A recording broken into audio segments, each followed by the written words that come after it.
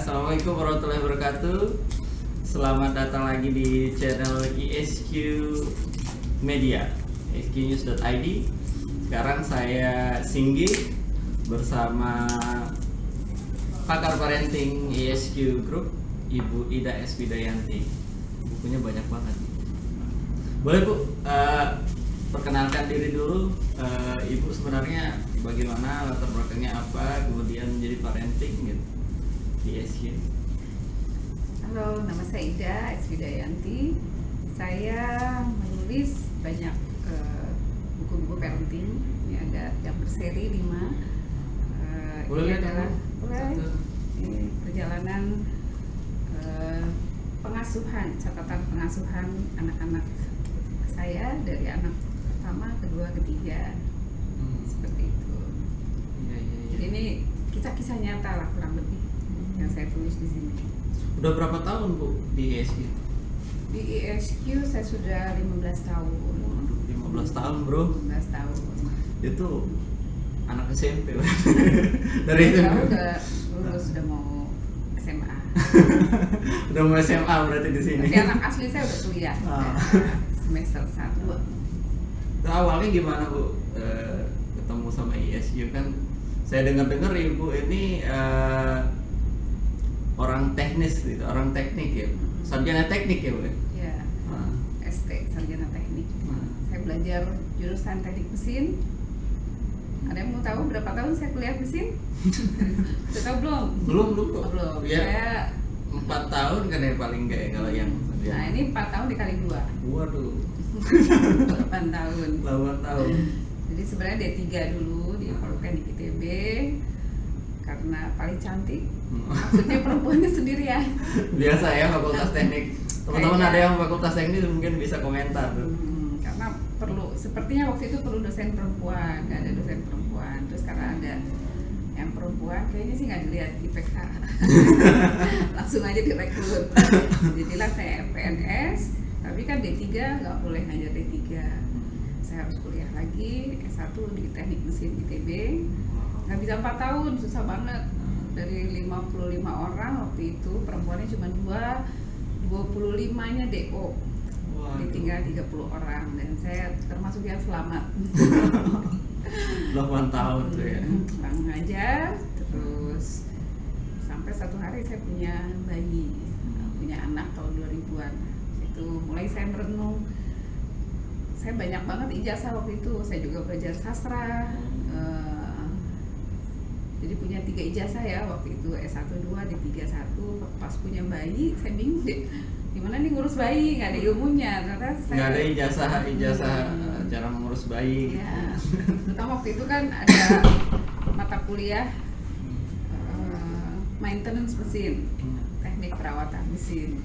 Saya baru sadar kalau saya belajar bagaimana cara merawat mesin, tapi saya nggak pernah belajar cara merawat anak. Jadi pantesan saya nggak bisa ngediemin bayi nangis gitu. Dari situ saya merenung, wow, kalau buat benda mati aja saya harus 16 semester belajar. Terus, dan saya nggak pernah 1 semester pun belajar tentang perawatan anak, pengasuhan anak. Dan situ titik balik saya menjadi seorang yang haus, dahaga, belajar apa saja, ikut seminar macam-macam. Jadi kayak apa ya, kayak ke trigger. Jadi kayak orang, wow, kayak nggak apa namanya, aduh ini anak terlanjur lahir, saya belum punya bekal. Situ saya baca apa aja. Nah, mulailah ada kegalauan. Saya lihat di masyarakat begini, yang saya pelajari, yang saya tiru. Kan kita mengasuh tuh berdasarkan lihat orang tua, masyarakat. Ketika saya terapkan, terus ketika saya baca, oh banyak yang salah ternyata gitu. Jadi inilah perjalanan ini. Buku ini sebenarnya orang bilang sih kayak chicken soup. Ini sebenarnya banyak cerita kesalahan-kesalahan saya dalam mengajar. Wow. Jadi, tapi Belajar dari kesalahan. tapi yang dibilang-bilang ya, kalau itu cerita saya malu soalnya. Oke. Jadi ada yang menarik nih Bu. Kan di banyak halayak, terutama saya juga termasuk sih. Kalau beli motor, beli mesin lah. Jadi kalau kita sayang tuh kan kita mulai belajar tuh, ada user guide-nya gitu.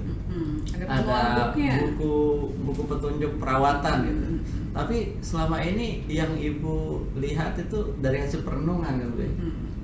Belum ada buku perawatan untuk anak gitu ya, atau buku cara menumbuhkan anak, akhirnya ini terlahir dari itu semua Bu. Ya, jadi cuman nggak teknis ya, ini lebih banyak pengalaman-pengalaman kisah nyata. Misalnya apa ya, waktu itu kan saya sering tuh anak saya yang sulung tuh, saya paling banyak dosa banget tuh sama anak yang paling besar karena masih eksperimen ya. Kalau dia dalam tanda petik menurut kita nakal, nggak bisa dibilangin, nggak bisa dikasih tahu, terus saya suka ngancem, Umi tinggal nih gitu ya, Umi tinggal nih gitu. Ternyata sampai ada orang bilang ya, ngasih tahu lah bahwa kalau seperti itu ya anak tuh dihantui oleh rasa takut gitu, karena dengan ancaman, bukan karena dia paham kenapa nggak boleh lakukan itu. Gitu. Satu persatu saya bahkan kadang-kadang ya saya ketampar sendiri dengan apa yang saya lakukan gitu. Misalnya saya sering bilang sebentar pada lama, terus saya begitu ketika saya minta tolong anak saya juga gitu, sebentar tapi selama juga gitu. Saya baru sadar karena semua itu dilakukan oleh saya sendiri. Saya ingat waktu kecil juga Bu, pernah ditakut-takutin juga. Kalau misalnya saya nakal itu ada polisi tuh mau ditangkap yang begitu tuh ya. Jadi itu ada pengaruh jelek. Pengaruh banget. Kedepannya kayak gimana tuh? Misalnya kalau di kecil kita sudah ditanami rasa takut itu, kemungkinan kita besar kayak gimana? Ya, dia nggak kreatif, nggak berani mencoba, itu kan masuk alam bawah sadar. Menurut riset, 0-7 tahun tuh anak menyerap apapun yang dia dengar, dia lihat, dia simpan di subconscious, dan itu yang menjadi keyakinan dia, sehingga kadang-kadang dia nggak bisa maju, nggak bisa sukses gara-gara banyak kata-kata yang membatasi dia waktu kecil. Misalnya tanpa sadar deh, kita sedang belajar baca, masa sih gitu aja nggak bisa gitu. Itu keras. Jadi gini, maksud orang tua kan pengen bisa, pengen pinter. Nah, dikasih penekanan terus, tapi itu pesan yang kita maksudkan adalah dari sisi orang tua ya, kita pengen anak kita maju, bisa cepat. Tapi pesan tersembunyi yang anak terima, aku nggak bisa, aku anaknya bodoh, aku anak yang nggak cepat nangkap. Dan itu kalau tersimpan ya sudah, itu akan membatasi dia. Ketika dia belajar, dia rasakan susah, dia rasakan malas. Jadi ini guys, teman-teman atau ibu-ibu atau orang tua zaman now, ini sangat direkomendasikan banget buat teman-teman yang sudah berumah tangga, yang ingin tahu bagaimana caranya mendidik anak, karena komplit lah ini. Isinya apa aja sih? Ya, isinya misalnya nih, kita coba bahas nomor buku 1 ya. Di sini di kata pengantar ini saya tulis ada ini tulisan dari, jadi semenjak saya menulis, semenjak saya sering seminar, jadi menulis dulu, kemudian orang banyak undang seminar, terus banyak orang bertanya, kirim lewat Facebook, lewat email. Misalnya ada orang bilang begini, Bu, saya kadang kok merasa berat sekali ya jadi orang tua. Saya tidak tahu bagaimana cara mengasuh anak yang sudah balik untuk sekolah selain dengan kata-kata keras dan pakai tangan. Waduh. Karena kalau hanya dengan kata-kata halus dan tidak didengar. Saya juga tidak tahu bagaimana cara memotivasi anak untuk punya semangat dalam belajar. Saya juga tidak tahu bagaimana cara mendamaikan anak-anak yang setiap hari selalu bertengkar. Dan hasil akhirnya ada saja yang dirusak anak-anak. Kadang saya tidak tahu harus curhat kemana. Telepon ke suaminya tidak ada solusi. Karena suami jauh. Dan sepertinya lebih senang menyibukkan diri dengan pekerjaannya. Ini pesan ini masih zaman pakai BlackBerry zaman dulu ya. Panjang banget. Terus dan ini sering sekali terjadi keluhan-keluhan, kayaknya kok susah banget sih didik anak gitu. Nah, pengalaman saya ketika kita punya ilmu, kita punya bekal, kita pelajari, nggak seberat itu kok.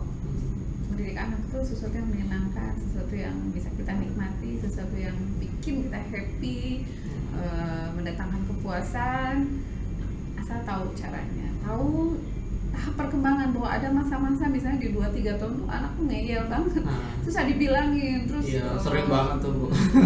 Kalau orang bule itu nyebutnya terrible tuh, 2 tahun yang menyulitkan, atau little monster bahkan menyebutnya. Waduh. Tapi kalau kita tahu karakteristiknya apa sih perilaku-perilaku yang muncul di usia seperti itu, bagaimana mengatasinya, bahkan kadang-kadang kita justru lucu gitu, senang melihat fenomena itu karena oh ini pasti kayak gini nih, dan kita akhirnya ya ikut bermain aja lah bersama mereka gitu, nggak jadi sesuatu yang bikin stres. Nah ini saya punya contoh kasus kemarin.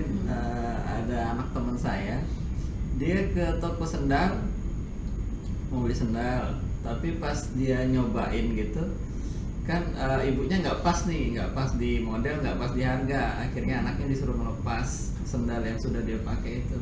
Anak itu ngamuk-ngamuk, tidur guling-guling itu di toko gitu. Itu khas banget, sering banget. Itu gimana itu Bu? Ya.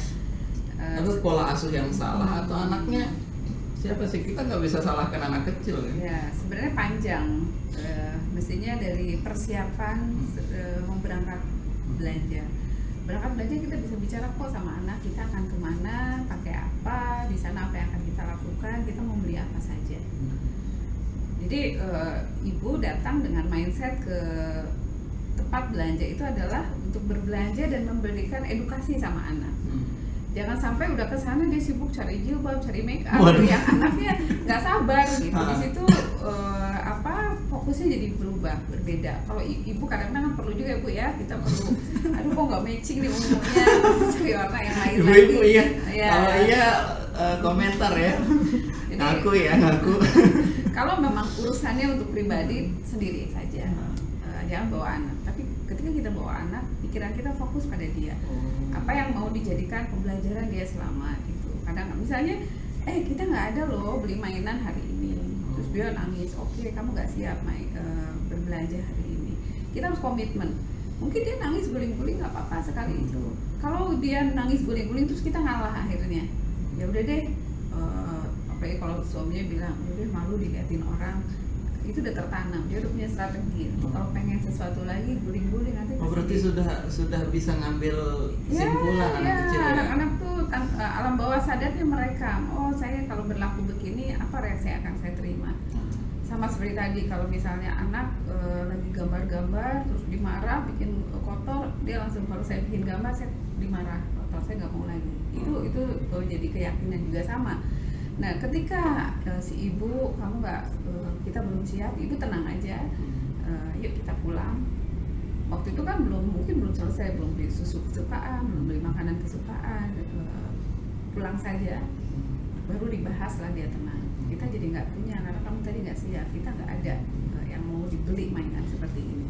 Kamu akan beli mainan tanggal sekian misalnya, itu akan tertanam, oh nggak ada artinya ya, saya guling-guling nangis pun, karena harus konsisten, nggak akan selalu kok setiap pergi nangis lagi. Sekali kita kejadian seperti itu menanamkan, yang penting kita tetap respect sama dia, tetap tenang, tetap nggak perlu stres yang wajah. Jadi bagaimana anak-anak akan tenang kalau dia akan belajar. Berarti belajar menanamkan komitmen dari kecil itu perlu ya teman-teman penonton. Jadi kita balik nih Bu ke parenting lagi. Saya dengar kemarin Ibu ngisi parenting di Palembang. Boleh sharing dong sedikit? Ternyata di Palembang itu sudah 7 tahun lalu baru training parenting bersama Pak Ari, dan ini ada training pertama lagi setelah sekian lama vakum. Jadi ternyata responnya alhamdulillah ada sekitar 50 peserta. Kemudian 1 hari full saya menyampaikan bersama trainer di Palembang, Andri Falas. Mungkin yang saya surprise gitu ya, di sela-sela itu kan kita ada break, kemudian ada yang datang peserta, kemudian menyampaikan kesan-kesannya. Saya nggak menyangka, ada yang menurut saya sangat mengharukan ya, ada seorang ibu, rasanya setelah saya mendengar paparan tadi, rasanya saya lebih rendah bahkan dari karpet yang saya injak. Itu kasusnya ibu punya perasaan seperti itu ya, ibu sampaikan tuh bener banget. Saya sering maki-maki anak saya, marah, dan saya tuh sebenarnya pengennya dia sukses, pengennya jangan malas, pengennya begini-begini, tapi saya nggak tahu caranya. Ternyata yang saya lakukan itu adalah justru sebaliknya gitu. Misalnya gini, kenapa sih kamu jadi anak malas banget gitu ya? Waduh. Maunya orang tua apa? Biar sukses, biar nggak malas. Ya, berarti pengennya rajin kan, pengennya rajin anaknya. Tapi apa yang terjadi? makin males.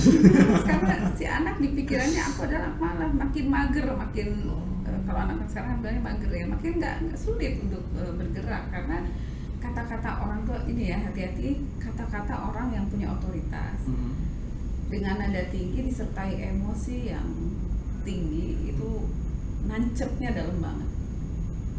Saya orang malas, aku apa itu diulang berkali-kali ya. Kalau sampai tiap hari dia mau dileskan dengan bimbel yang paling mahal sekalipun supaya sukses, gak akan sukses. Berarti pengaruh dari kata-kata orang tua Ya, itu karena kan itu hipnosis, itu sama dengan kita menghipnotis anak, memprogram pikiran anak. Jadi itu hidden message namanya. Jadi pesan tersembunyi di balik kata-kata itu ditangkap sekali oleh anak, dan itulah aku malas. Dan ibu itu, aduh saya udah terlambat katanya. Terus ya, akhirnya saya sampaikan, Bu, tidak ada kata terlambat dalam mendidik. Sepanjang kita terus belajar, terus berusaha memperbaiki diri, paling tidak jangan sampai cara-cara itu akan terus mengalir terus seperti itu dan sangat berbahaya. Luar biasa. Boleh Bu, sebagai penutup, kan ini sifatnya universal aja, kasih nasihat orang tua, bagaimana sih caranya kita didik anak biar apa ya, enggak biar anak kita jadi sukses, biar anak kita bisa dekat dengan kita gitu. Panjang ya sebenarnya. Disingkat aja, durasi. Ini kan kita hidup di generasi yang berbeda. Zaman kita sama nggak dengan masa anak zaman sekarang? Beda. Cara pengasuhan orang tua kita mungkin dulu sukses buat mendidik kita di zamannya, tapi ketika kita hanya mengandalkan cara-cara orang tua mendidik kepada kita terapkan kepada anak kita saat ini, itu belum tentu tepat. Bahkan dengan problem sekarang yang sangat luar biasa, berkembangnya IT, dunia digital yang sangat luar biasa, pergaulan yang sangat juga miris ya, ini membutuhkan orang tua untuk berendah hati, untuk terus belajar, membaca. Nggak bisa saya kasih obat satu tips selesai, enggak. Karena parenting itu art, seni ya, seni. Bagaimana saya punya anak 3 aja, karakter anak 1, 2, 3 itu beda-beda. Waduh. Bagaimana pendekatan anak 1, 2, 3 juga itu tentunya harus menggunakan, kita harus betul-betul pelajari kita.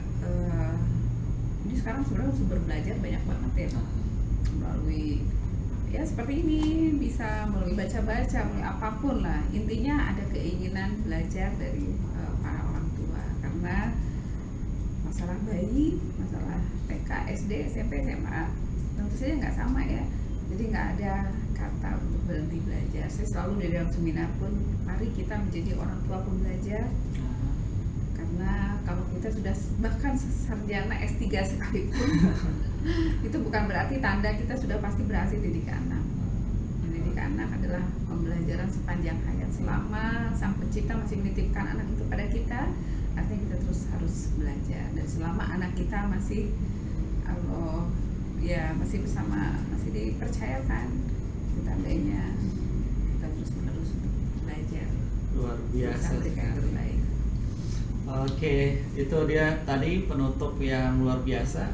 Jangan lupa untuk yang sudah diberikan amanat oleh Allah Subhanahu Wa Taala dalam bentuk buah hati, jangan lupa untuk dijaga, jangan lupa untuk memberikan yang terbaik untuk buah hati masing-masing. Demikian bincang-bincang kita bareng Bu Ida S. Widayanti. Mungkin bincang berikutnya kita akan membahas sesuatu yang lain lagi yang tentunya sangat menarik ya. Kalau tadi masih umum, jadi masih kemana-mana.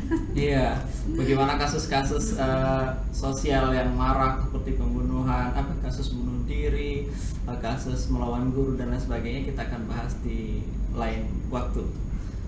Billahi taufiq wal hidayah. Assalamualaikum warahmatullahi wabarakatuh. Sampai jumpa.